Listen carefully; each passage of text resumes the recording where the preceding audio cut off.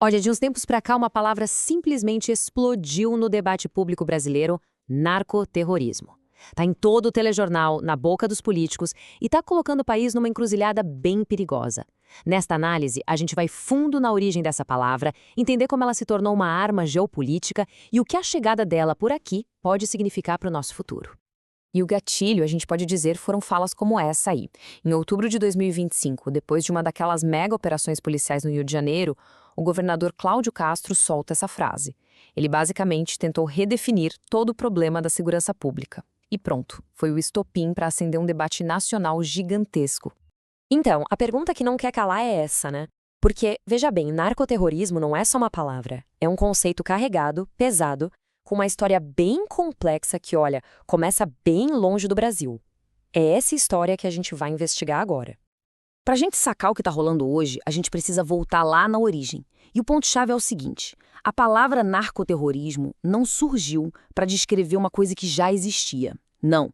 Ela foi inventada, criada mesmo, para ser uma ferramenta, uma arma política. Ok, vamos lá. Olha só essa linha do tempo. Fica claro que o termo já nasceu político. Lá em 1983, no Peru, pensa na situação. O presidente peruano estava lidando com uma insurgência, o Sendeiro Luminoso. Os Estados Unidos, por outro lado, estavam focados na guerra às drogas. O que o presidente do Peru fez? Uma jogada de mestre, geopoliticamente falando. Ele juntou as duas coisas, narco e terrorismo, e criou um problema que interessava aos americanos. Pura estratégia para conseguir apoio e recursos. E aqui está a genialidade ou o perigo da coisa toda.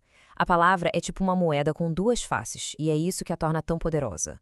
De um lado, pode ser o traficante, tipo Pablo Escobar, que usa o terror para proteger o negócio dele, o lucro. O foco está no narco.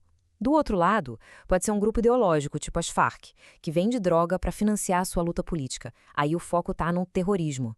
Essa ambiguidade, essa flexibilidade é o que faz dela uma ferramenta política perfeita.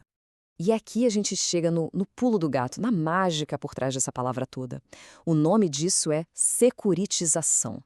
Parece complicado, mas a ideia é simples. Você pega um problema, que era de crime comum, coisa para a polícia investigar, para a justiça julgar, e de repente você transforma ele numa ameaça à segurança nacional, uma ameaça existencial. E quando se fala em segurança nacional, aí vale tudo, né? Inclusive usar o exército. A palavra narcoterrorismo é exatamente a chave que gira essa fechadura. Bom, com essa porta aberta, não demorou muito para que os Estados Unidos percebessem o potencial disso. Eles pegaram esse conceito e, bom, transformaram numa super ferramenta de geopolítica para usar na sua política externa. Aí a gente avança para 2025 e a coisa escala de um jeito impressionante. Durante o governo Trump, a abordagem muda completamente. Acabou a conversa de cooperação. A nova regra é ação militar direta unilateral. E eles seguiram um roteiro, quase um manual de operações, que é de arrepiar. Primeiro, rotular os cartéis como terroristas. Depois, uma ordem secreta autorizando o uso de força letal. E então, o ataque. E para ninguém achar que isso é só papo, só teoria, olha só as consequências no mundo real. Isso aqui não é um exercício acadêmico, é uma campanha de ataques letais, basicamente execuções sem julgamento em águas internacionais.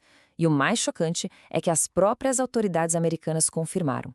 Sobre um desses barcos, um oficial disse que eles poderiam ter abordado, mas a ordem era outra. A ordem era explodir, para mandar um recado. Claro que uma postura tão agressiva assim ia causar um racha na América Latina, né? De repente, os países da região se viram diante de um dilema, um verdadeiro paradoxo. E o paradoxo é exatamente este. Olha o caso do México e do Equador. O México olha para essa palavra, narcoterrorismo, e vê o quê? Vê uma desculpa, um pretexto para uma intervenção militar americana em seu território, uma ameaça à soberania. Já o Equador fez o contrário. Ele pegou a mesma palavra e usou para dentro de casa. Classificou as próprias gangues como terroristas para justificar uma resposta militar interna mais dura.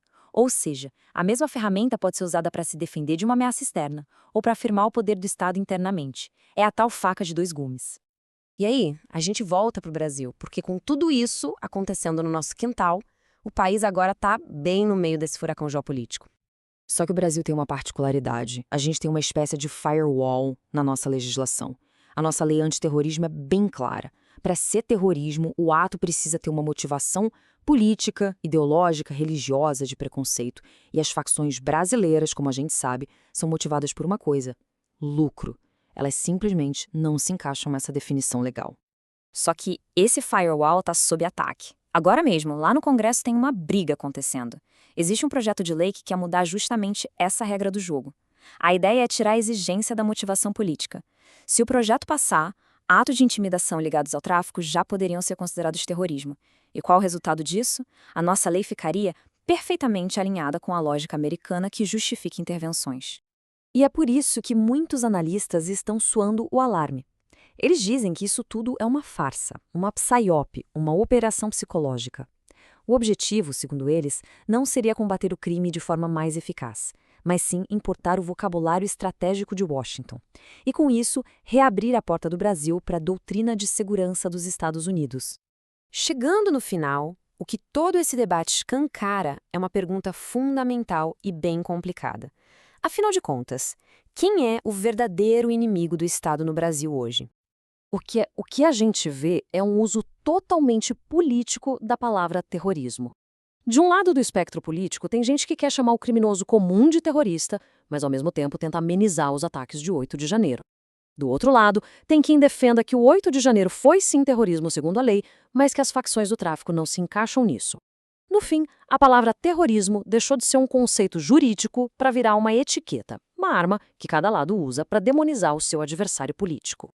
Então fica claro que essa discussão vai muito além de um simples debate sobre palavras. É uma escolha definidora para o futuro do país, para a nossa soberania, para como a gente se posiciona no mundo. E a pergunta final que fica no ar é esta. Ao flertar com o termo narcoterrorismo, o Brasil está se armando para lutar uma guerra com as próprias mãos?